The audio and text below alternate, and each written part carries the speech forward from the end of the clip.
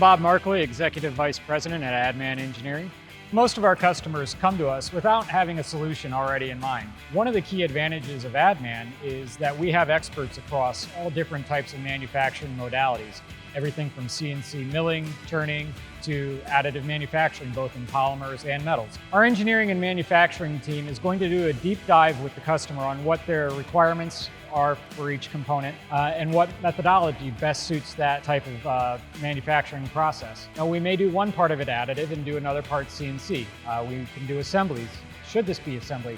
Can we take an assembly, combine it? When we approach it from the additive side, we're going to typically be looking for what does this component touch? How does it interface with those components around it?